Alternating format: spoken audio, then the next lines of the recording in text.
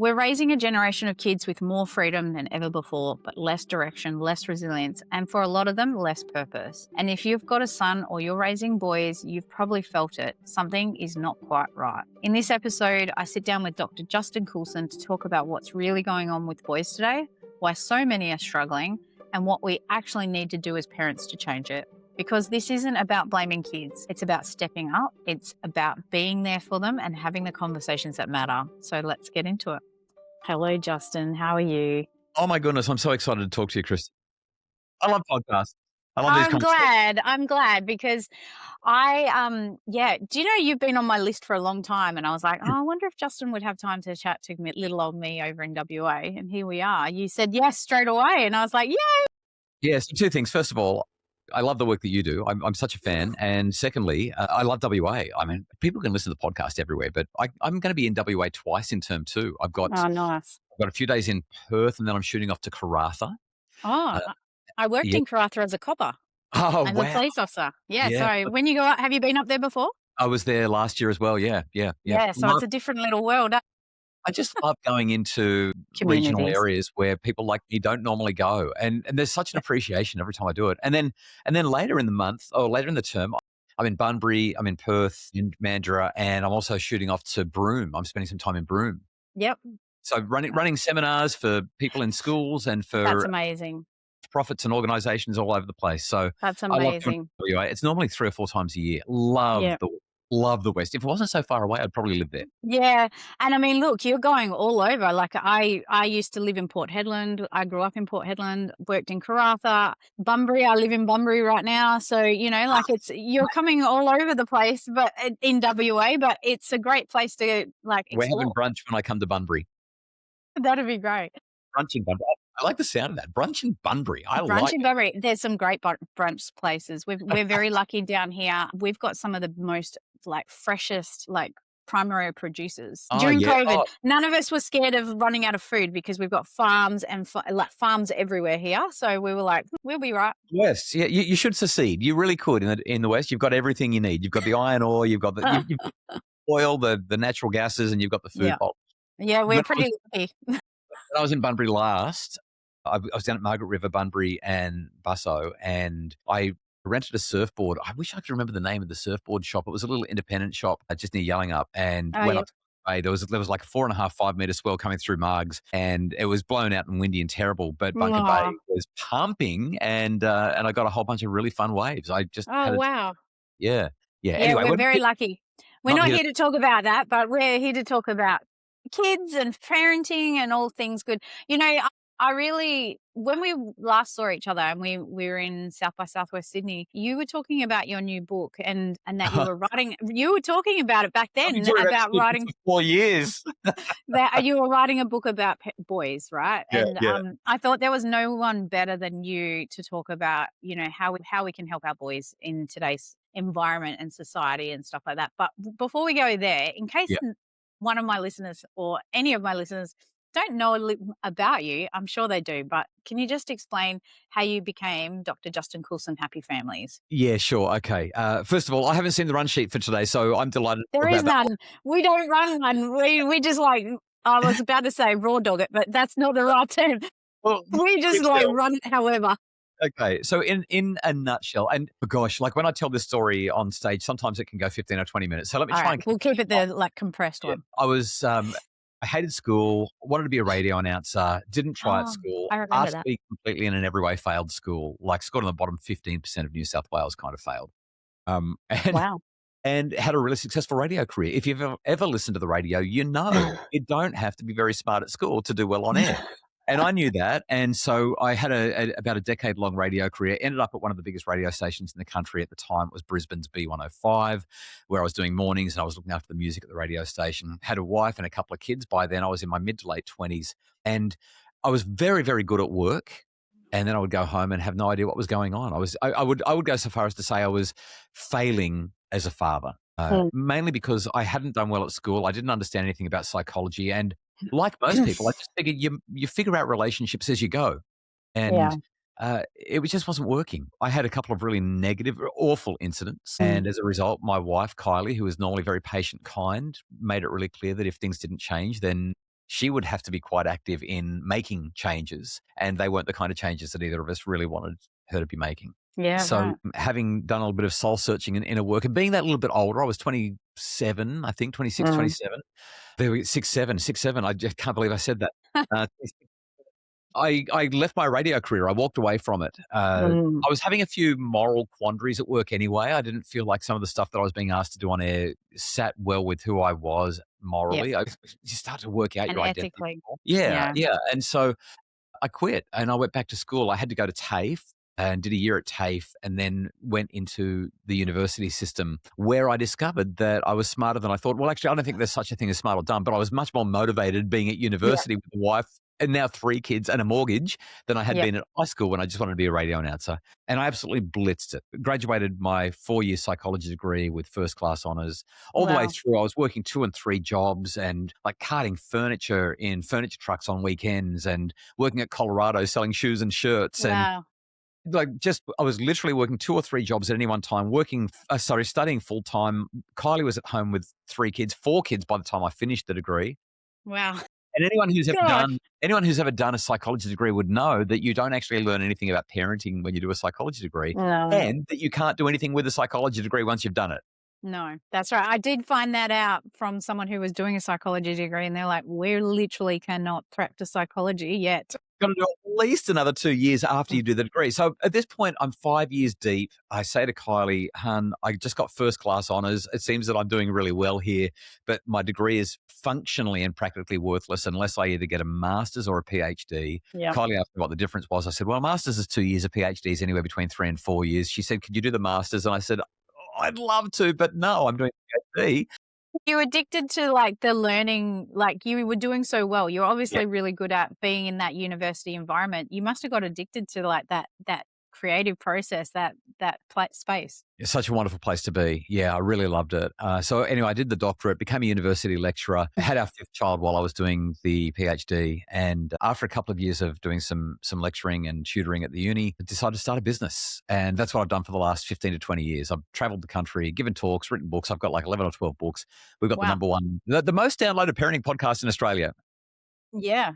And I've got that TV show that you might have seen on Channel 9, Parental Guidance, where we've done 3 seasons now and people just love it. So that's me in a Yeah. nutshell. I don't think I got to 90. I think I went more than 90 seconds, but I did it as quick as That's I could. okay. It's okay. We'll forgive you for that. I think though, it's interesting that 26, 27-year age group, like when you hit there, Mm. it's like I think in your early 20s, especially, I don't know about you, but you sort of like, you're just going with what you think you're meant to do. Everyone sort of, you get this, we get told what we have to do, what jobs we should do, what careers we should do. And then you get to an age and you're like, hang on a second, why am I doing all of this when I don't like it or I don't want to do it or it doesn't fit anymore? And so that, just before you hit 30, you sort of have this. And I think it's also the brain development, right? 25, 26, your brain sort of goes into you're actually technically an adult for some people, not all.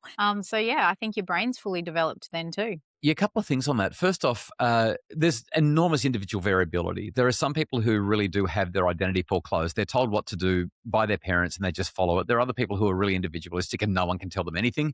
And Mm. then there's everybody in the middle.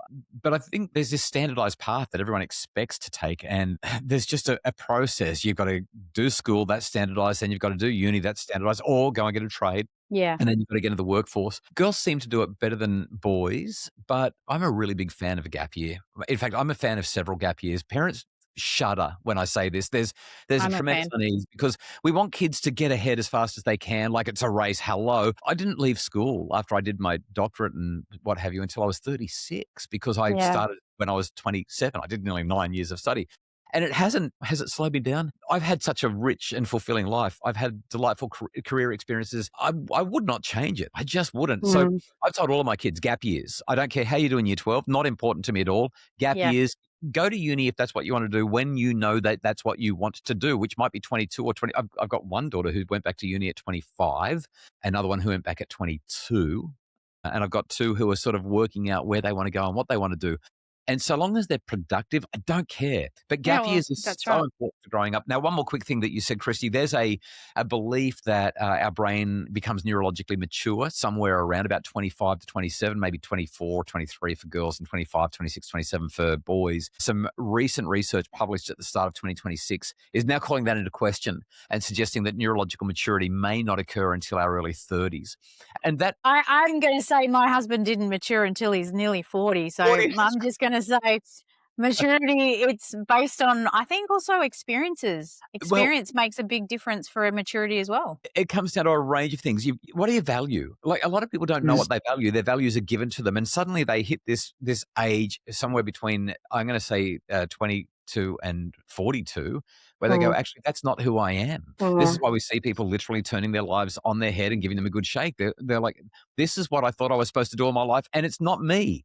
And isn't that wonderful? It's just a shame that it takes so long, but there's no wasted experience, and so long as you No. can be I think that there's real value in just getting as much range and breadth as you can. Take the pressure off the kids. We've got higher levels of anxiety than we've ever had since Yep. measurement was taken with our young people, and a whole lot of it is related to what if I can't get into uni, or what if I can't get the right job, and Yep. what if I can't save enough money for a house. Literally, this may sound cavalier, but I think the data is actually on my side. Take a few gap years, go and live life however you need to live it, ideally being somewhat productive, but go and Yep. live life.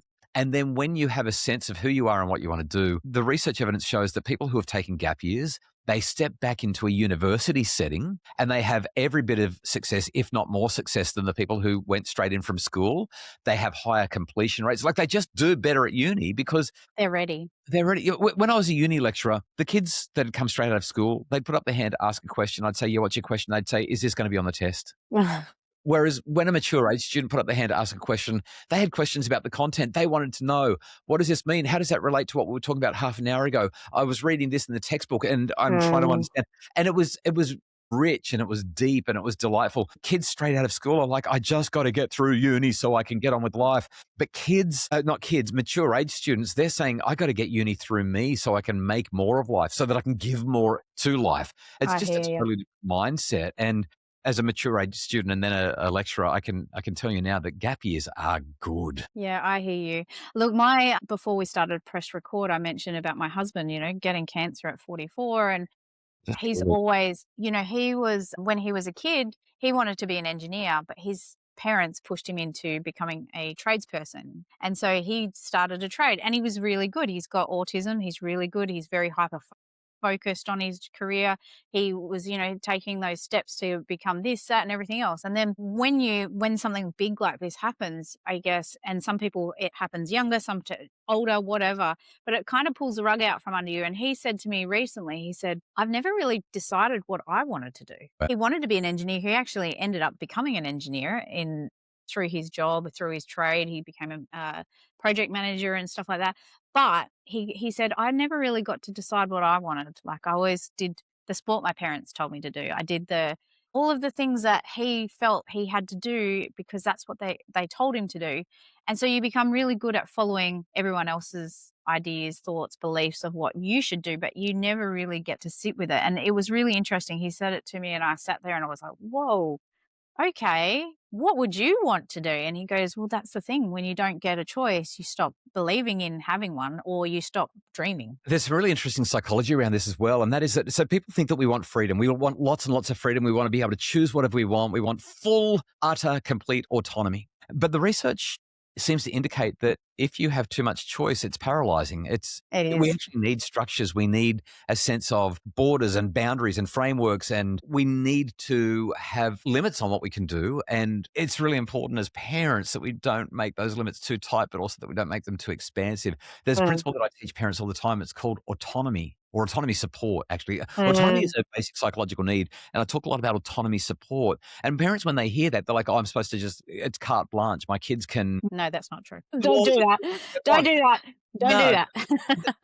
that's not autonomy. And I think it's worthy of some explanation here. So when you get in the car and drive, Kristi, my presumption is that even in Perth, even when there's no one on the road, you still drive on the left-hand side, yeah? Yeah, you still follow the rules, the You follow the road rules, traffic right? rules.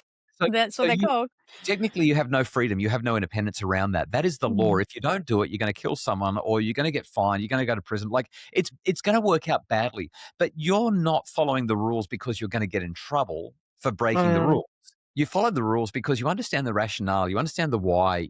The word that I really want to hammer home is you endorse the Yes. rules. And so because you buy into and endorse the rules, you volitionally step into a controlled context and Yes. say, you know what, government, control me. I think that it's important that we all drive on the left-hand side of the road in Australia because otherwise it'll be carnage.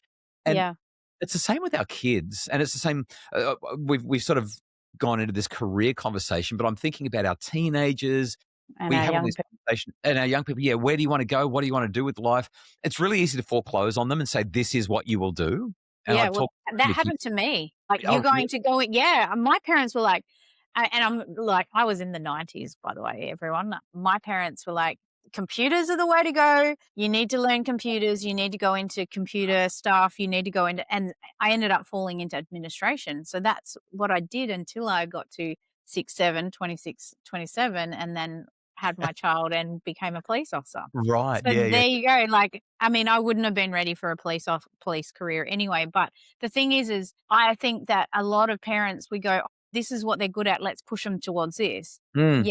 Yet they're good at it, but they might not enjoy it. And or and I love the autonomy stuff and like the supported autonomy because what I saw in policing is if you give children full autonomy with no boundaries and restrictions, they then go and make very Chaos. big chaotic mistakes that cost them a lot. And cost Whereas society. Yeah, yeah. yeah, yeah, and, like, you get 18-year-old men, first time they're allowed to go and drink and they're full of alcohol and bad manners, and they have never been in a fight before, but yet they're picking on the biggest guy in the pub because they've never ever been shown that you don't go start a fight with someone you know you can't win, Yeah, well, you and don't get satisfied. Like just you don't start a fight, but you don't start a fight with someone you know you can't win with, right? And I uh, used to see young guys, getting turfed out of clubs and acting really poorly up because they got told no and all of these stuff. And it's generally, unfortunately, young men. And so this is where this autonomy, this supported autonomy, it's about, hey, this is, and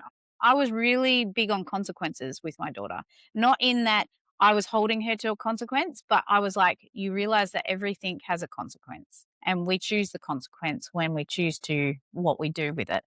yeah, yeah. My parents used to say, "When you pick up a stick, you pick up both ends." Right? So and I'd be like, "No, because you can drag the stick along the ground." They're like, I wish you weren't getting "Yes." the rule. You weren't Yeah, getting that lesson yet. But right. it's true. So if we go back to the whole identity stuff and career stuff, there are a couple of things here. First off, young men will not feel good about their lives if they are not doing anything that is worthwhile. So let me go back a step. Every single Mhm. person is quote unquote worthy, right? A humanity by virtue of your humanity, you are worthy. Mm. However, if we do not do things that help us to feel worthy, regardless of our innate worth, we feel Mhm. unworthy. And too many of our boys are failing to launch. There are too many non-thriving young Young. boys and young men, and they're not thriving because, unfortunately, they're sitting in the garage or they're sitting in their bedroom, staring at a screen and vaping, and living off mum and dad. They're not doing anything productive. They're not doing anything challenging. They're not doing anything hard, unless you call leveling up on Fortnite hard. And I don't call that hard or productive. And No. so what happens there is we give them too much choice, Yeah. and they are either A, paralyzed, don't know what to do, or B, they're sucked into a world that has been designed to entrap them, to harness and absolutely take over their psychology, to literally neurologically hijack them. What we need to do instead is work with them and help them to understand what choices they have at their disposal that are within appropriate parameters. And so this means that we talk to them from the age of about 13 and 14 about being productive. They don't have to know what they want to do. In fact, I would discourage it. What I would encourage is, hey, kiddo, over the next few years, you're going to work through high school. You might like Mm. it, you might hate it. Either way, if you finish high school, here's the rationale. Here's the reason that I want you to buy this.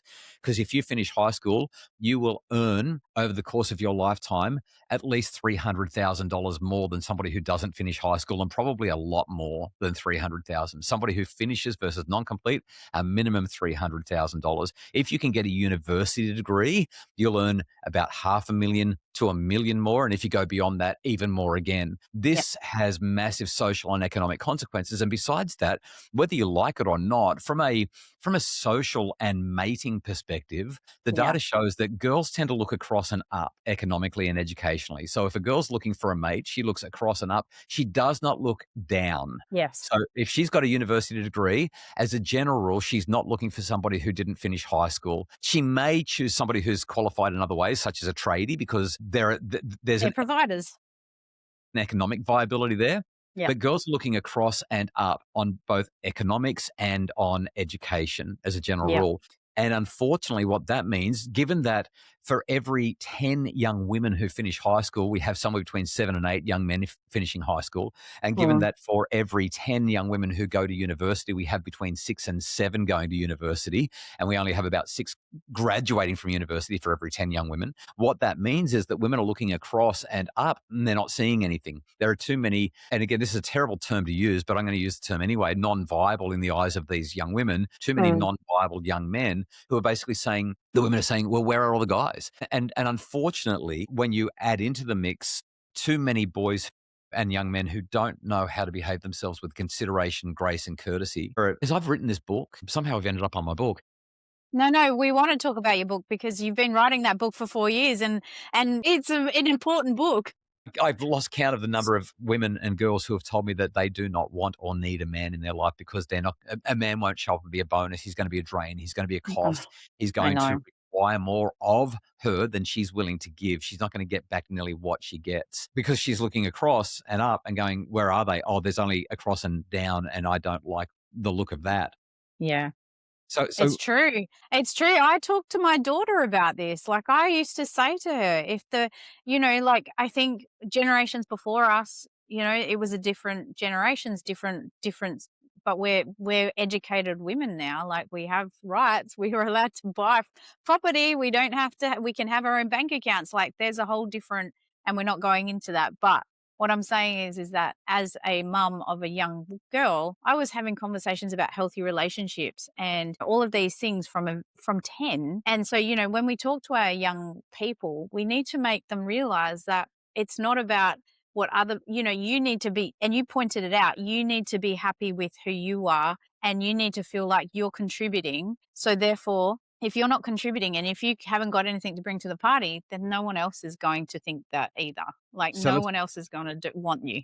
let's take that back to autonomy support. Our job as parents is to work with our children, our young men and our young women, and offer them guidance, but not tell them what to do. So here's the general conversation that I would recommend. Hey, kiddo, have you got any thoughts about what you'd like to do after school, or Yeah. even do you plan on finishing school?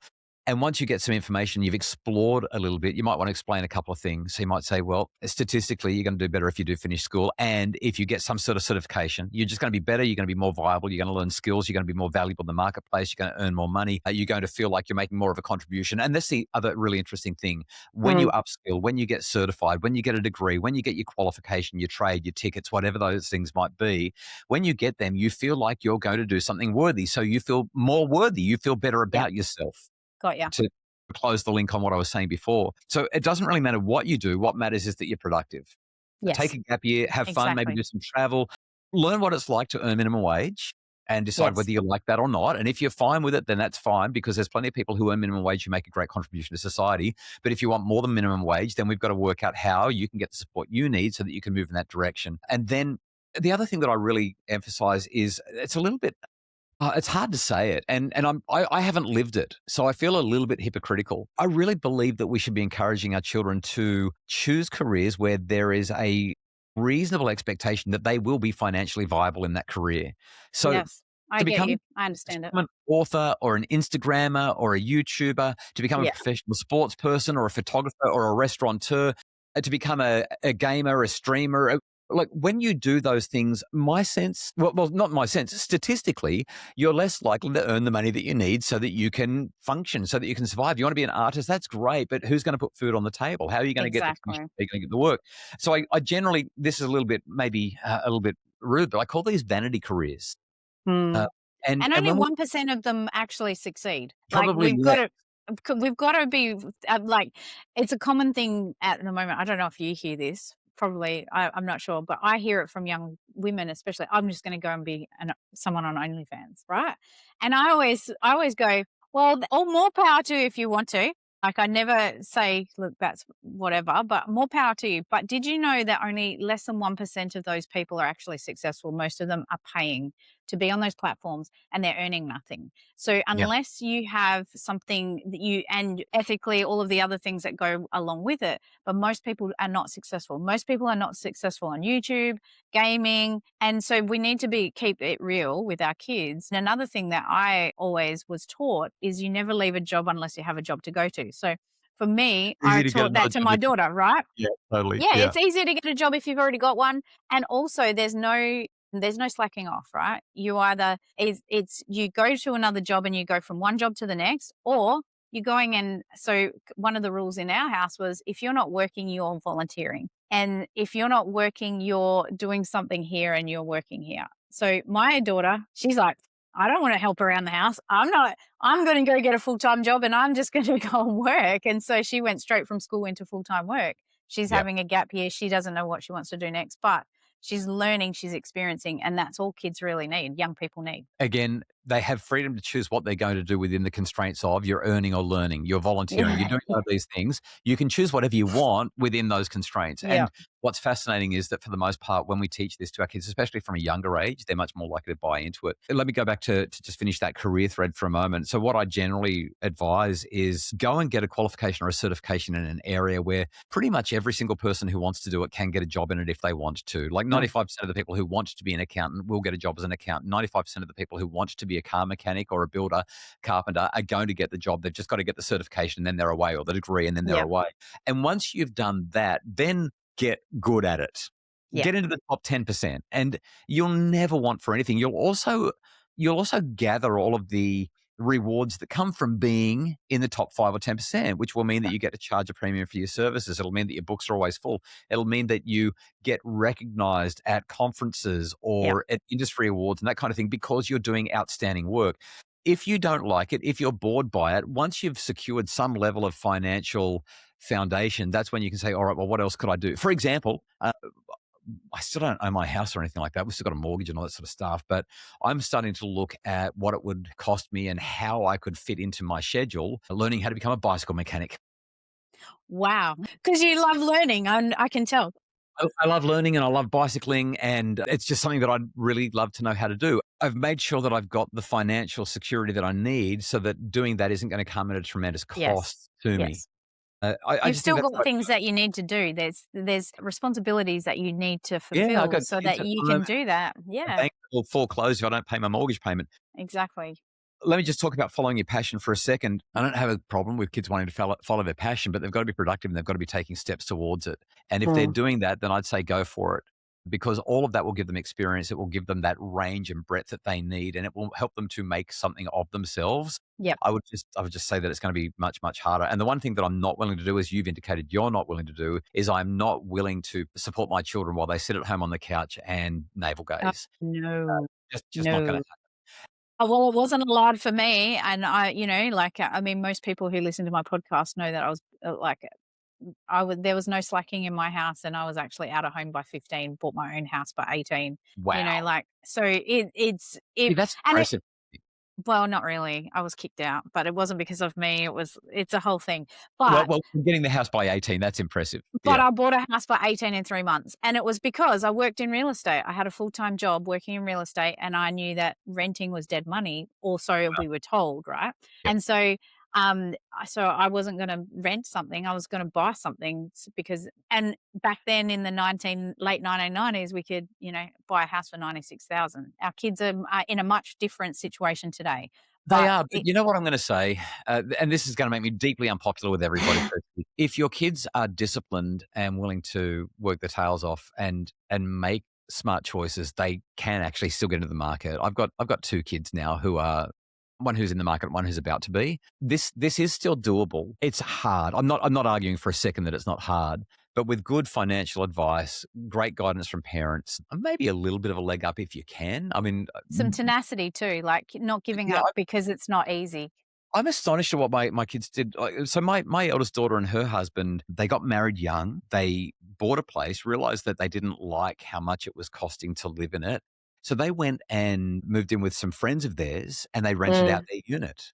And over the course of Mm. 3 years, the unit appreciated in value as everything does over time. Yeah. And when they were able to sell that unit, they had enough money to literally move Do out the of next the, thing. yeah, and they bought themselves a house. And I'm Yep. watching my second daughter now make preparations with her husband as they step into similar decision making. And what I would say is, no, it's not as easy as it used to be. I'm not trying to say anyone can do it however they want. But what I mm. am saying is, with discipline, as you said, with tenacity, with good guidance, and with a really clear goal, it's extraordinary what young people can achieve. And I look at my kids, they're doing way better than I ever did. I'm so Mm. impressed. Yeah, and I think also I do say sometimes you have to see it to be it, right? Sometimes, so we do have to model something that, I mean, from my situation, I was talking about this the other day. Like everyone's really worried with what's happening in the world, very very real issues going on in the world, and I was like, well, It's I always grew been messy, though.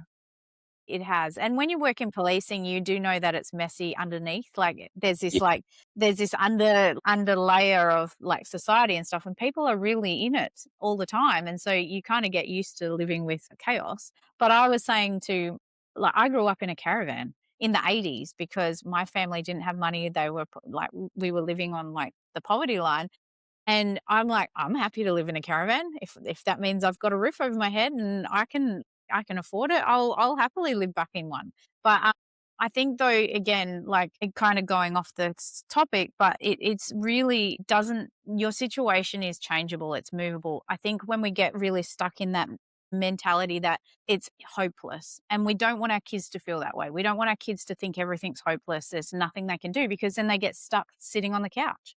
They get stuck in that moment where they don't think anything's possible, and we want kids to think things are possible and Here's doable. one of the most profound psychological theories that I've ever come across. It's called hope theory. If you don't feel hopeful, you feel hopeless. You just use the word. So let's talk about what builds hope. You need three things. Number one, you need a goal. And there's too many of Mhm. our young people, both men and boys and girls, young men and young women, who don't actually have any clarity. So many of them just Mm. feel lost. Literally, like, what do you want to do? I don't know. What do you enjoy? I don't know. And I blame screens for a Mm. large part of that. Not entirely, but for a large part of that. If you don't have to do the inner work, then you never work out what your values are. If you don't work out what your values are, you don't work out what it is that you want, what you're seeking to achieve, what you're striving for. So the first thing that you need to have if you want to have hope is clarity around your direction, your vision, your goal, your Yep. purpose. The second thing is pathways. It's one thing to say, oh, I want X. I want to be a billionaire. But if you don't have any pathway to billionaire status, then you'll become hopeless very, very quickly. And usually, whatever the goal is, whether it's to become a bricklayer or a stonemason or a hairdresser, whatever it might be, when you consider where you're headed, there's usually multiple pathways. I want to go and get a degree, but I failed high school. Guess what? There's so many pathways into university. Yeah, there is. I want to get a trade, but it doesn't seem like there's anyone willing to take on apprentices. Do We a lose pre-apprenticeship. Pre-apprenticeships, TAFE.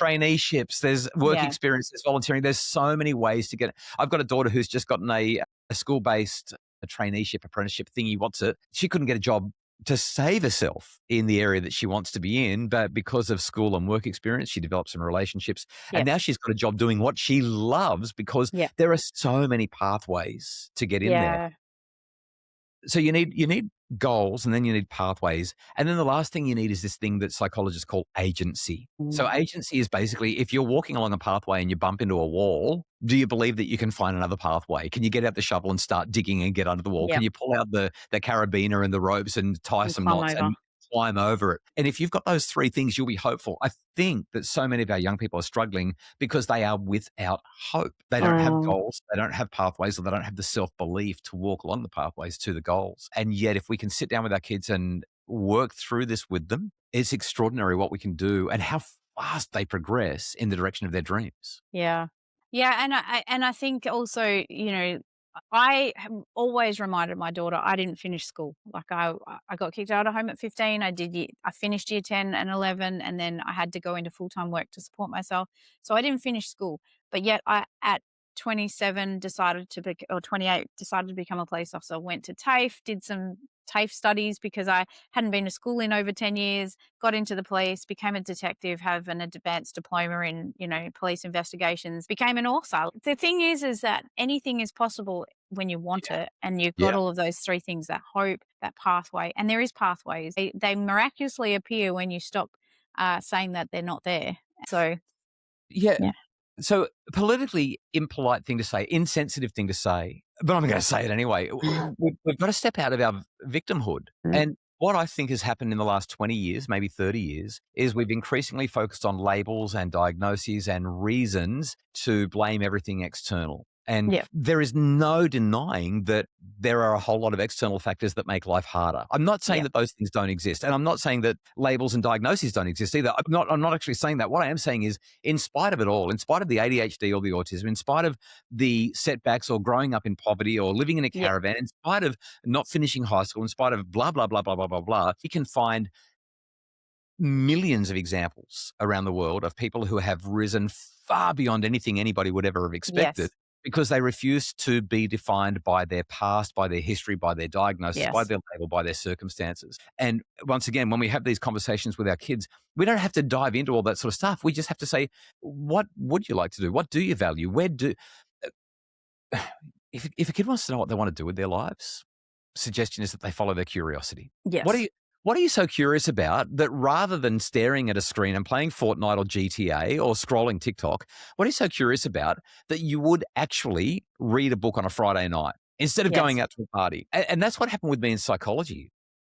I literally, if I could turn my screen around and show you my bookshelf, which is set up here in front of me, You would be reading books or I've got a lifetime supply of psychology textbooks and psychology content here, and it's still not enough because in my No. bedroom, my bedside table is stacked with about 30 books that I've ordered that I Yeah. still haven't quite worked through. Helping kids to tap into the thing, and it's really hard to find that sometimes, especially when you keep on getting distracted with screens. Last thing I'll Life. say about screens, because I know that this is an area that you're so passionate about. I consistently bemoan, grieve the enormous lost human potential I that is agree. caused by screens. How many kids coulda, shoulda, woulda been inventors or Yeah. academics or doctors or architects or builders of the latest grand design or pro surfers or Formula One drivers or bakers or Whatever. hairdressers? So many different things, but instead TikTok grabbed them by the brain cells, shook them, and didn't let go. So much lost human potential. And Well, what the have you good thing is that we've got with the good thing is that when because we did just see someone win a court case in the US saying that Yeah. so but here's the thing, it's not the end, it just means that they can come back at 26 or 27 and go, actually, I want to become a psychologist. I want to do anything because Mm. we're not humans aren't stupid. But the one thing I did want to say is it's a reason, not an excuse, is what I used to say to my daughter. Might make with regards to autism and ADHD, she's dealt with both. My husband's dealt with both. It's a reason why it might be a little bit harder, but it's not an excuse for why you can't do something. So that's what I said to her, and I say to him, and Yep. they don't get much leeway with me. They're like, I if, say to my kids, don't complain to me about the results you didn't get for the work you didn't do, yeah. which is And it's the truth, right? It's the truth. We can't sugarcoat. You can't sugarcoat it. You can like try and help them see it, but without being like so blunt. But bluntness actually can be quite helpful too. well, So it's always couched in a lot of empathy and usually served up with a chocolate milkshake. and like it's okay, but you Yeah, didn't there's an work hard. So sorry. That's kind of your fault. that's I right. know. I'm empathetic to a point, and then I'm like, I Yeah. don't have any empathy left if you're the reason why you've got that result. While I was writing the book about boys, while I Yeah, was tell writing us about the book. well, in fact, I've still got it here. Let me just pull this off the wall. I'm gonna have to break something, I think. Hang on a sec. Oh, don't break anything. It's breaking. Here you go. Can you hear the clunking and the I breaking here? did. My goodness. I've just ripped the gyprock. No, On the top, do do the the work. work. Do the work because that is how you do it. And Yeah. now I've got to patch up my wall. No, but that's the thing. Do the work, and our young men and our young people in general, but girls do it better. They pick themselves up quicker. They get on with it quicker. But our young men need us to hold them to account and let them do the work. Like let's not rescue them as much as we have been, because that's There's not going this to help them. totally. There's this metaphor that I've been using a lot lately around resilience, and it's as follows: our children are going to come across dragons. There's dragons everywhere. You remember the old pirate stories? Here be Yeah. dragons, or maybe Yeah. not pirates, but whatever. The old folk tales, here be dragons, and there are dragons in our lives, and our job is not to slay the dragons for our kids. Our job is to prepare our children to be dragon slayers. Yes. And I don't know. Hopefully, this conversation has been useful in providing some support and some guidance around that. Well, I think it will, and I think it starts much younger than we realize. Like our kids from, because I feel, and I think we had this conversation at South by Southwest. I think we expect too much from our little kids and not enough from our teenagers. And Yeah, I yeah, think, yeah. like we really put a lot on little kids to have better behavior and to do this and to do that. Yet when they get to teenagers, it's like hands off and leave them alone and let them get on with it. And you're like, hang on a second. And Uh, my experience in the police is that that's actually really it can be very detrimental to their future. Hey, So, I'll tell you what I do in my family. This is a little bit extra, and I can't help myself. But but it's probably because you've got the experience that you know that this is important too. every Sunday, the kids know that at 8:30 we're sitting as a family around the table, and they hate it, and they come in and they complain and they roll their eyes, and sometimes they've literally gotten out of bed and you can smell their breath across the table. It's so bad. Um, 8:30 AM, you're saying? yeah, that's right. I thought Uh, 8:30 PM? no, Really? That's 8:30 late. a.m. Yeah, yeah, yeah. And and we have like this 15-minute Sunday chat. The kids just know this is what we do every Sunday, 8:30. It's compulsory. You can moan and groan all you like, but it's compulsory. And we just pick a different topic every week. Mm, We talk about the stuff that they're confronting at school. We talk about the stuff that's in the media. We talk about stuff that we're worried about. We talk about mental health. We talk about consent. We talk about alcohol and yeah, other substances. You name it, we talk about it. And it is kind of open mic night as well, right? Like the kids are allowed to ask whatever they want. yeah. And generally, That's awesome. we ask them a few questions. We share a couple of thoughts, and then we just see where it Open the goes. table. Yeah, sometimes it's good Anyone. 10 minutes, and other times they're still there 45 minutes later, even though they complained about it. And what we're doing here is we're talking about character, we're talking about morality, we're talking about values, Yeah. we're talking about you endorse these rules. Here's what they'll do for you if you follow it. We talk about careers and study and gap years and STIs, you name it, it Yep. gets a conversation. We have watched our children, maybe a story to finish up. About a year ago, when I was writing the boys' book, I was working on a definition of healthy masculinity. How do we give boys a model of what it is to be a healthy man? And I settled on this. A Mm, healthy man is someone who helps the people around him to feel safer and stronger, right? Safer and I stronger. know. Can the guy that you're with help you to feel safer and stronger? Now, if I had a son, that would be on repeat. It's all I'd be saying. Safer and stronger, safer and stronger. Can you help people be safer and stronger? Full stop in a story. But I have daughters and they need to hear it as well. So we had Yes. that conversation. Fast forward a few months, maybe 6 months or something. My daughter, one of the girls, has got a boyfriend. About 4 or 5 weeks later, she breaks up with him. She comes home, she's crying, she's sad, she's sobbing, and I'm like, it must have been tough 4 weeks in, but it must have been serious. I'm very, very upset. And she really feels big emotions all the time. Yeah. I said, "Hey, how come you broke up with him?" And get this, she said, "Dad, when I was with him, I did not feel safer and stronger. When we were alone, he was always putting me to be inappropriately intimate. We barely know each other, and he's just put the pressure on from day one. And when we're together, he's telling jokes at my expense. He's just putting me down and denigrating me. I didn't feel safe, and I didn't Oh, feel wow. strong. I felt small and insecure." But you had modeled that and shared that with her for so long, she knew it was not right. Right. And so that's the power of doing that. Is it easy for every family? No. Is it doable for every family? Maybe not. But finding ways to have these conversations regularly where you're talking about morality, where you're talking about endorsement of safe, healthy values, Yeah, this kind of stuff is what helps us to raise 100%. flourishing, thriving young men and women. Well, what a great that is the best. Like, I love that your daughter, first of all, I don't like that she went through that, but how amazing is that she was able to stand up for herself and know that this person is not making me feel safer and stronger. And that's all we want for our boys and our girls. No one has a little baby and gives birth to a little child and goes, I don't really care if you're an asshole kind of thing. Do you know what I mean? Yeah. You want your child to grow up and be that safe and strong person, that one that fights for the people who can't fight for themselves. One of the things I said to my daughter all the time is it's our job, as because we have voice and we have our autonomy and everything, it's our job to stick up for those who can't stick up for themselves. Mm. And so she became that little battler in the playground, sticking up for everyone, and it put a big target on her back, but she's strong enough to handle that. And so, again, all of those values that we instill on our kids, they help them become the best adults, the most, supportive, amazing humans, and hopefully happy humans and happy families. So Great. thank you, Dr. Justin. So lovely to see you. And so where can everyone find your books, your 11 books, and your stuff? So what I would say is, just if you're interested in the boys' book, it's available for pre-order now, and Okay. pre-orders actually determine the success of a book. So if you can, jump onto Booktopia and just press the pre-order button, because it would be amazing. The book is called Boys: Building Strong Young Men from the Inside Out by me, Justin Coulson. The rest of my stuff, just Google me. I'm very easy to find. And And the Happy Families. the Happy Families website, yeah, of course. The Yeah, pod, yeah. all that The sort of stuff. podcast is pretty awesome too. So yeah, that's where they'll find you. I'll make sure everything's in the show notes as well though. Great stuff. And when does it come out officially? The book is officially out June 16. So Not far away. it's not far away. It's really, really close. And like I said, pre-orders make a huge difference. I'll I'm make I'm sure. not too proud to beg. I'm begging, I'm groveling. Yeah. I'll make This is sure the that right people time. know about it. Yeah, this is the right time for this book. People need this book, and I know that I've written something that's going to be helpful. So I'm Well, pretty excited. our girls and boys need this kind of connection, this kind of collaboration. We need to work together with our young people to make them, because otherwise they go through life feeling so shit, literally bad. They don't feel great. They don't feel valued and valuable. And so it's not a great life when you feel like that. So we want them to have good lives. Well, awesome chatting with you. Thanks, You Kristi. too. No worries.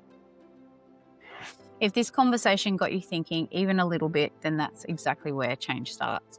Because raising kids who are confident, capable, and grounded, it doesn't happen by accident. It happens through the conversations we're willing to have and the standards we're willing to hold. And I think what stood out most for today is this: our kids don't need us to control their lives, but they do need us to guide them, challenge them, and help them build lives they actually feel proud of. If you want to dive deeper into Justin's world, I'll link everything in the show notes, including his new book, Boys, which I truly believe is an important read for parents right now. And if you're ready to start having better, more meaningful conversations with your own kids, this is exactly what my work is about as well. Because protecting kids isn't just about what we stop, it's about what we teach. So thank you for being here, and I'll see you in the next episode.